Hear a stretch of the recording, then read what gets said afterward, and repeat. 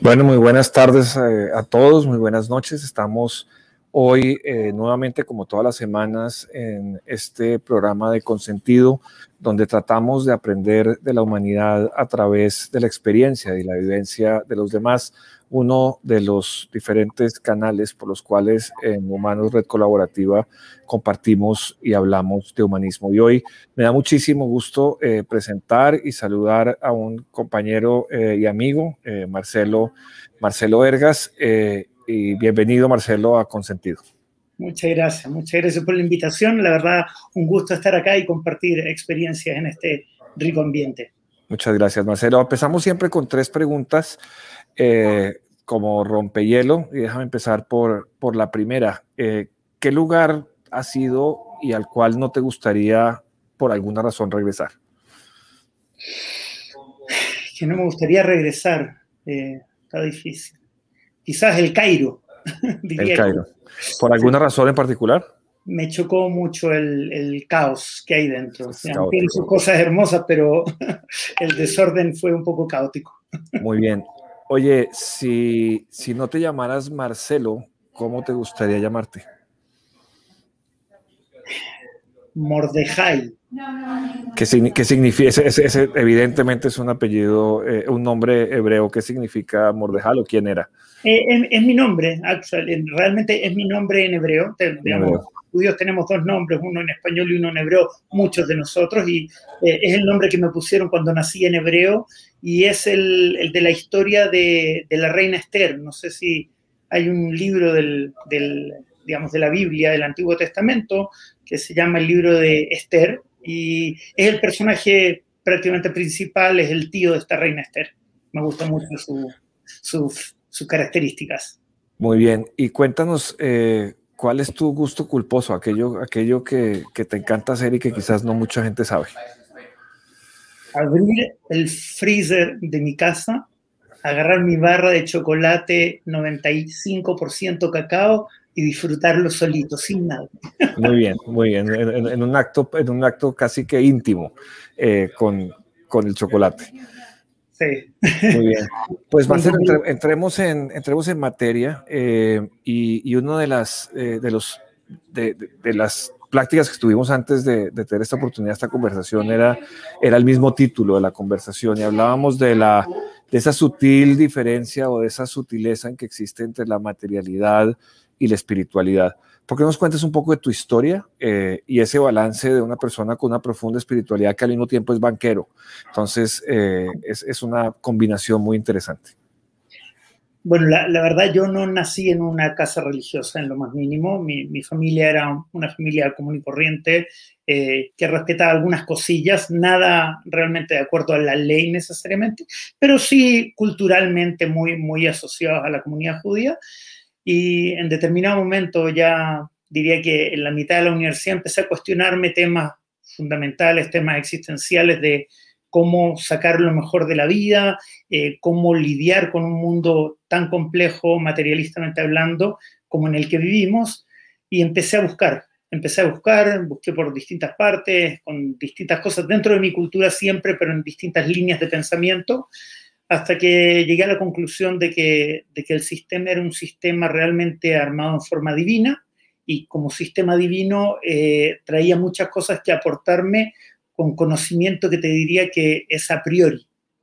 Una de las grandes gracias del judaísmo es que te enseña a vivir antes de vivir, te enseña a ser esposo antes de casarte, padre antes de tener hijos, etcétera, etcétera. Entonces, como un sistema de vida a priori, me pareció realmente tremendo, digamos, fundamentalmente algo muy importante para la vida. Y a partir de eso empecé a estudiar, me fui a Israel, estuve 9 meses en Israel estudiando, y definitivamente volví cambiado, volví transformado como persona, con otro foco en la vida, valores bastante similares a priori a los que había recibido en mi casa, pero sí con un foco bien distinto de lo que era realmente importante. Cuéntanos un poco de eso que tú llamas una construcción divina, y qué es una construcción divina versus lo que sería una construcción mundana o no divina. ¿Cómo entiendes eso?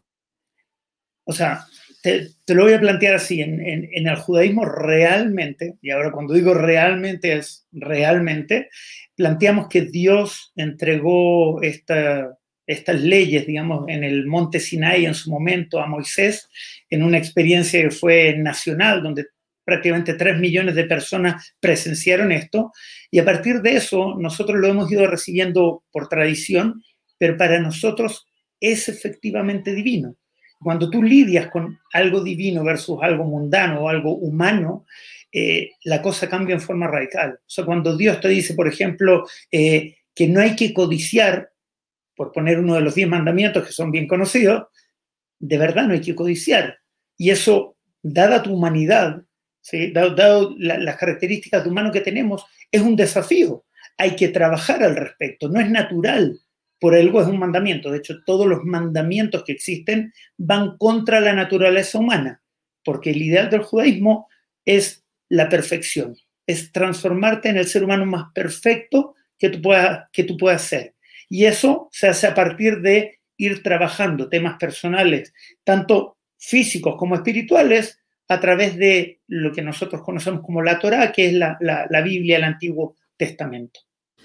¿Cómo cuando como estás planteando esa dualidad entre lo divino y lo humano, bajo ese principio, y estoy pensando en alguien que trabaje en el día a día y que no necesariamente sea una persona tan unida al tema teológico, cualquiera que sea su religión, ¿cómo logra o bajo qué principios una persona logra, quizás evidentemente no tener el carácter de Dios, porque esa es una divinidad, pero cómo se logra una mayor humanidad más cercana a esa divinidad? Nosotros entendemos uno de los mandamientos, que nosotros reconocemos dentro de la Biblia, 613, es imitar a Dios. Parte de lo que nosotros tenemos como un mandamiento es imitar a Dios. Y eso quiere decir, a ver, así como Dios es bueno, tú tienes que ser bueno. Así como Dios es misericordioso, tú tienes que ser misericordioso. Así como Dios entiende a la gente en sufrimiento, tú tienes que entender el sufrimiento ajeno. Tú tienes que entender que así como tú no eres perfecto, los demás tampoco lo son. Así como Dios quiere que tú mejores, también quiere que los otros mejores. Entonces, por un lado, tú mismo tienes el desafío de trabajar en tu persona y también tienes la motivación, voy a decir así, la motivación, diría, de ayudar a otros a también descubrir este camino. Puedan caminar cada uno independientemente, pero ayudándoles a superarse también. Entonces, aquí el juego es, nosotros somos seres humanos que estamos compuestos de dos cosas, de un componente físico, que es nuestro cuerpo, y un componente espiritual, que es nuestra alma. Entonces, el judaísmo lo que plantea es que el alma debe predominar sobre el físico. El alma debe trabajar al físico de manera tal de controlarlo. Digamos una especie de jinete-caballo, ¿ok? Como esa combinación. Entonces, nuestra alma se monta sobre nuestro cuerpo en forma divina y lo que tiene que hacer es trabajar este cuerpo quitándole malas prácticas, por decirlo de alguna manera, quitándole enojo, quitándole egoísmo, quitándole mentira, quitándole celos, lo que tú quieras, todas las características esas bien humanas intrínsecas, para que el ser humano ese se vaya elevando. Y este cuerpo, este materialismo que tiene la persona, trascienda. Muy bien, y esto que nos platicas, Marcelo, con tu trayectoria en el mundo empresarial y en la banca en particular, ¿cómo esos principios de liderazgo que nos expresas de manera muy profunda y muy sólida, cómo ves esa expresión de esa filosofía en el día a día, digamos, no religioso o laico, por llamarlo de alguna manera? ¿Cómo expresas tu mismo liderazgo como persona dentro de una organización y con estos principios, pues evidentemente que son principios humanos y que creo que nadie podría negarse a la existencia de los mismos? En realidad es bastante natural. O sea, no es que tú eres uno en tu marco espiritual y otro en tu marco laboral. Realmente tú eres una persona y la actitud tiene que ser igual en todos los ámbitos. Entonces, cuando yo lidero con esa misma actitud de entendimiento, esa compasión. Por ejemplo, tengo justo en este momento la mamá de uno de mis colaboradores, pues está bien crítica, ha tenido problemas de salud, y obviamente la empatía de ayudarla, de darle los espacios, de acompañarla, de trabajar yo más para poder cubrir, digamos, su trabajo en estos momentos que lo está pasando mal. Entonces, de alguna manera, el equipo es capaz de reconocer que tú realmente estás interesado en sus vidas, eres parte de sus vidas. Yo sé que hoy en día la gente habla de mucho respeto y de tener respeto, y muchas veces se malentiende ese respeto de, ok, tú en tu mundo y yo en mi mundo, y tenemos que vivir en mundos un poquito separados porque yo no me puedo meter en tu vida personal, y la verdad es que así no son los seres humanos, y menos los seres humanos que quieren parecerse un poquito a Dios. Nosotros sí nos tiene que importar el otro, sí nos tiene que importar, oye, económicamente despidieron a tu marido o despidieron a tu esposa, están pasándolo por un momento difícil. Entonces tienes que tratar de ver cómo le ayudas. Yo, de hecho, he tenido experiencias en el pasado donde he recomendado a esposos o cónyuges de empleados míos a otros roles dentro de la misma empresa o en otra empresa. Y eso obviamente te hace ser percibido de una manera bien distinta, donde la gente entiende que sí puede sentarse contigo. Hubo una época, hace varios años atrás en el banco, efectivamente, donde le llamábamos a mi escritorio el muro de los lamentos, porque entraban, lloraban, me contaban sus penas, salían con su terapia, como digo yo, ¿sí? Porque en realidad me reconocían como un líder humanitariamente muy, muy receptivo. Entonces, de alguna manera, ellos venían y me contaban sus problemas, y son problemas reales, de gente real, y tú en ese sentido puedes ser jefe o puedes ser empleado, pero tienes que vivir en esa misma sintonía, diría yo. Es un gran punto el que traes para llegar a la siguiente pregunta. Hoy en día estamos, digamos, las tendencias del liderazgo hablan del liderazgo, un liderazgo más consciente, un liderazgo más humano. Creo que las circunstancias del 2020 y del 2021 nos han llevado hacia eso. ¿Cómo describes tú bajo esta filosofía del liderazgo del futuro, o más bien el liderazgo que esperamos todos que nos acompañe en lo que viene? Ya no es el liderazgo técnico, estamos frente a un liderazgo con muchas otras características, algunas de las cuales has planteado. Pero si tú me plantearas desde tu propia filosofía y desde tu rol como líder empresario, ¿cómo definirías tú el nuevo liderazgo? Yo definiría el liderazgo moral, íntegro. Eso yo diría que es el liderazgo del futuro. A la gente, yo veo a los chavos, digamos, hoy en día la lana no los mueve como los movía antes, incluso los desafíos laborales tampoco los mueven como se movía antes la gente. Hoy en día lo que la gente busca son equipos que de alguna manera trabajen en coordinación, que haya armonía, que haya tranquilidad, que todos puedan compartir sin problemas, sin temores a recriminaciones o a luchas de poder. Entonces yo creo que en ese sentido yo veo hay un humanismo que hoy en día está requiriendo, las nuevas generaciones están requiriendo. Yo te diría que lo encuentro una reacción natural a ese desarrollo tecnológico exponencial que ha venido ocurriendo y que de alguna manera ha ido deshumanizando las relaciones, pero la esencia del ser humano la sigue buscando. Entonces hoy las va a buscar, muchas veces las relaciones de pareja hoy se dan por WhatsApp o se dan en forma más digital, pero el ser humano sigue teniendo esa necesidad de ser parte de una relación humana, de una relación donde te comunicas en directo, en el día a día, con tus problemas reales y con tus vivencias y con tus experiencias muy humanas. Entonces yo creo que el liderazgo del futuro va a tener que ser muy humano, y para ser humano no hay forma de hacerlo de forma correcta, diría yo, sin una ética y una moral bien intachable.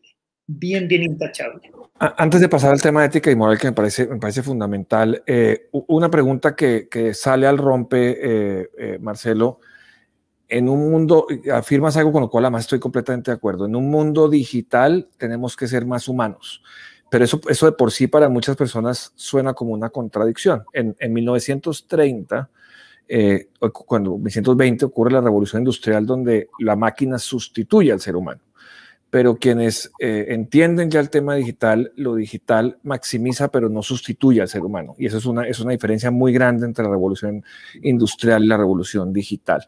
¿Por qué nos platicas un poco cuál va a ser el rol del ser humano en ese mundo digitalizado?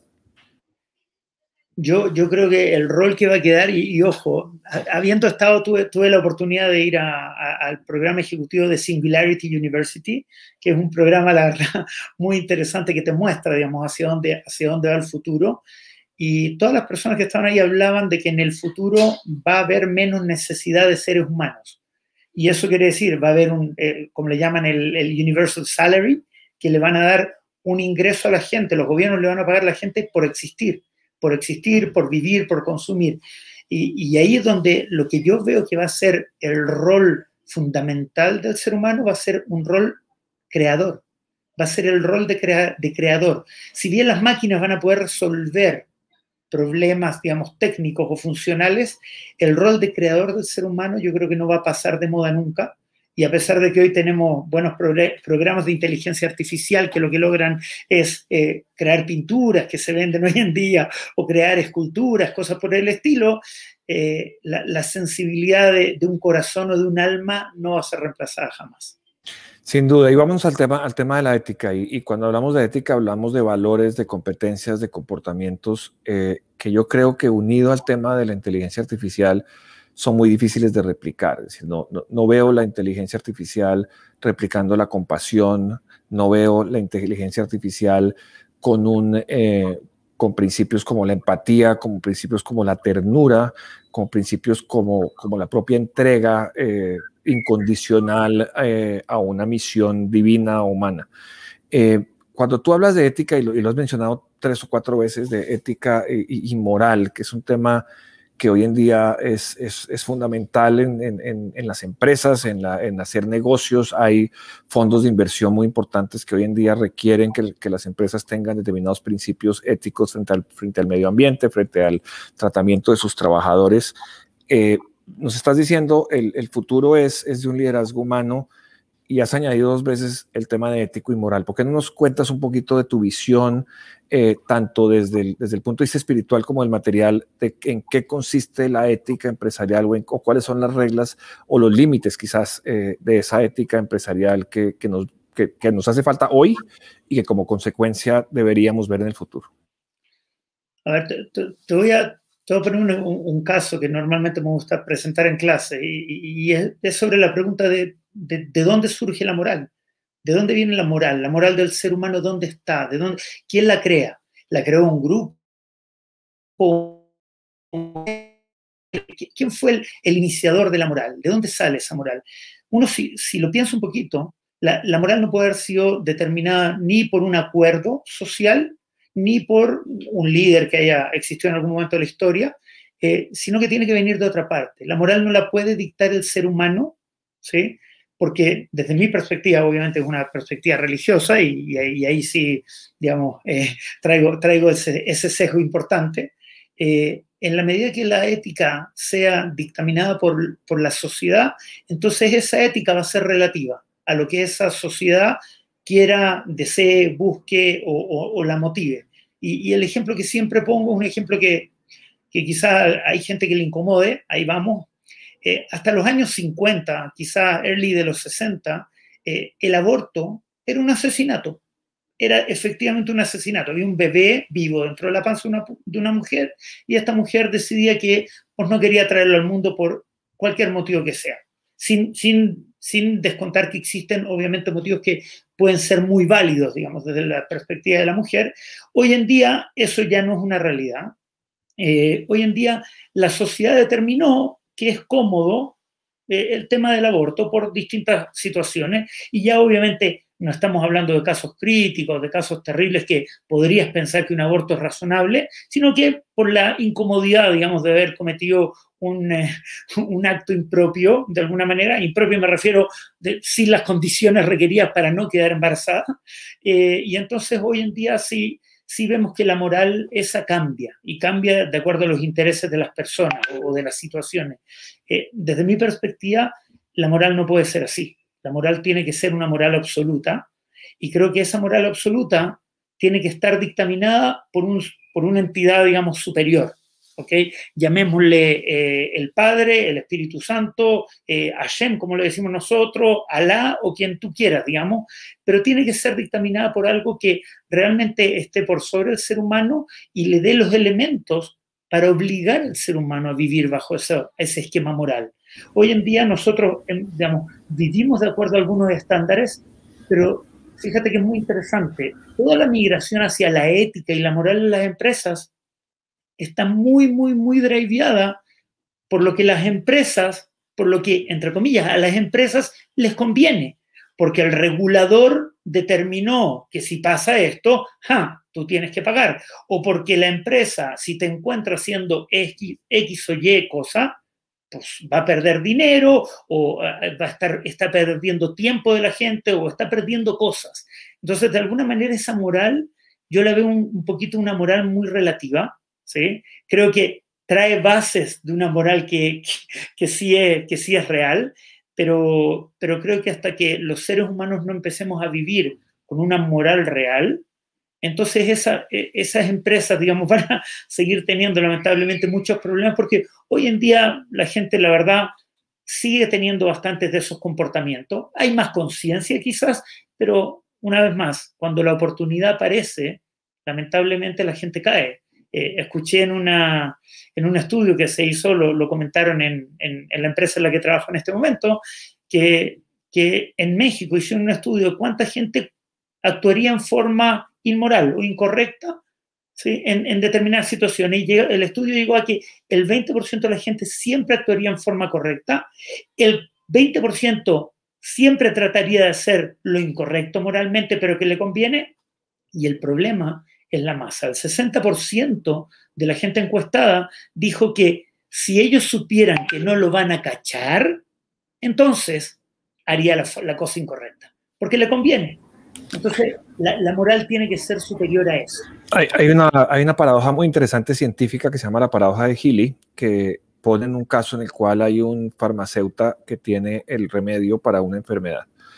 Y le cobra más al esposo de la mujer que está enferma, le cobra más de lo que él puede pagar. Y la pregunta es, él ve la oportunidad de robarse el medicamento. El farmacéutico le está cobrando, está haciendo como algún tipo de usura. Y se hace el análisis, se ha hecho el análisis en muchísimas poblaciones y es exactamente lo que tú dices. Hay 20% de las personas que no robarían por el hecho de no robar, 20 personas que se lo robarían porque sí, y todo el 60% adicional tiene circunstancias atenuantes o que lo llevan a tomar una decisión. Pero déjame retomar, porque me parece muy interesante el planteamiento entre la ética convencional, es decir, la que es acordada, y la ética que viene de la condición humana. Es una discusión tan antigua como, o sea, Sócrates y Aristóteles plantearon de manera muy clara el derecho natural y de manera muy clara que esa condición humana y esas reglas éticas eran únicas y eran claramente objetivas versus relativas. Aparece Rousseau y Rousseau dice, no, es que las personas se van a poner de acuerdo en cuál es la ética. Entonces, más allá de la teoría, y a eso quiero llegar, más allá de la teoría religiosa, hay una teoría de Estado detrás de esto. Y quisiera oír tu opinión. En particular, estamos en una situación terrible y lamentable en Afganistán y una situación en América Latina con los gobiernos que están dictando los valores éticos a su antojo. ¿Cómo ves tú ese modelo de la ética que me lo platicaste en las empresas y cómo las empresas tienen que llegar a modelos acordados de ética? Pero ¿cómo vemos eso en la teoría de Estado? Mira, la verdad es que creo que se replica exactamente lo mismo. Hoy en día lo que está ocurriendo en esos estados, yo que soy chileno de origen, lo veo en mi país, veo las cosas que están pasando y con gran lamento, y te diría que lamentablemente en Latinoamérica, sobre todo, el poder ha corrompido mucho a la toma de decisiones o las decisiones éticas y morales, o los estándares éticos y morales que tú puedes encontrar digamos, como dictamen de la sociedad. Entonces, hoy en día yo te diría que esos gobiernos van a estar sesgados, todos estos gobiernos, los nuevos, y, bueno, los viejos yo creo que también lo estaban en alguna medida, van a estar sesgados de acuerdo a la conveniencia. Yo creo que ahí, si me pregunta, no quiero hablar de política, pero yo creo que sí hubo un grave problema en los gobiernos anteriores, llamémosle los gobiernos pasados de muchos de estos países, que supieron implementar un lindo capitalismo, pero el modelo capitalista no funciona si no existe un capitalismo social, un capitalismo que se preocupe del necesitado, un capitalismo que reconozca solidario, la equidad, que sea solidario exactamente, y que reparta la riqueza de esa forma. Es lo que pasa en varios de los países europeos, ¿sí? Los nórdicos sobre todo, donde el capitalismo existe. Hay millonarios también y hay pobres también, pero esos pobres no son indigentes como los que tenemos en Latinoamérica, es gente que tiene acceso a salud, acceso a educación, acceso a un futuro. Entonces, lo que yo diría es, ojalá que los nuevos gobiernos entiendan el error del pasado y corrijan lo que hay que corregir, y no lo cambien radicalmente hacia un modelo que tampoco funciona, ¿sí? Donde tampoco se reconoce el esfuerzo del individuo o de la empresa o de otros miembros de la sociedad.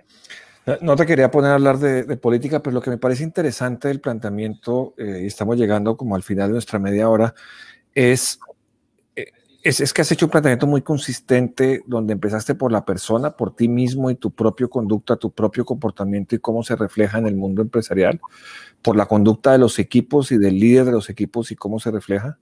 Llegamos a la discusión ética, tanto de la ética pura, la ética objetiva y la ética relativa. Es decir, la ética objetiva es la ética única que hay, y la ética relativa o la ética convencional es donde se ponen de acuerdo las personas para decidir cuáles son las normas que lo rigen, hasta la teoría de Estado. Y quisiera cerrar y darte un tiempo, Marcelo, a la gente que nos escucha. Lo muy particular que hemos oído aquí es una conversación donde no tenemos, y lo planteaste al principio, no tenemos que decir, a ver, el Marcelo religioso cuénteme su respuesta y el Marcelo empresario cuénteme otra, sino que nos estás contando lo mismo. Eso se llama congruencia. Y cómo me gustaría que platicaras un poco de eso, y te dejo el micrófono para cerrar con el mensaje que tú consideres que sea valuable para que la gente escuche. Mira, te diría que creo que mi mensaje más concreto es tomar conciencia de que somos seres integrales. Somos seres con componentes materiales y con componentes espirituales. Y es verdad, hoy en día todos luchamos por tener y muy pocos luchamos por ser. Todos queremos tener buenas casas, buenos coches, buenas vacaciones, pero muy pocos luchamos por ser buenas personas, por ser éticos, por vivir congruentemente y por entregar a la sociedad. Al final de cuentas, lo que tenemos que tratar de hacer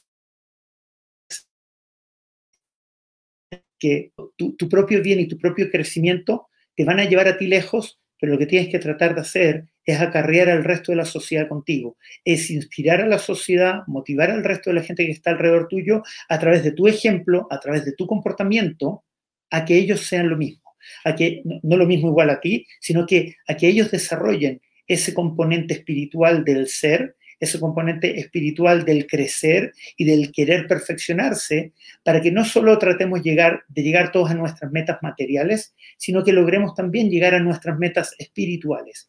Y con eso, viviendo en coherencia y en congruencia, yo creo que cada uno de nosotros va a ser capaz de manejar ese delicado balance, como definimos, entre lo espiritual y lo material. Uno va a poder tener tiempos y momentos de desarrollo espiritual y tiempos y momentos de desarrollo espiritual.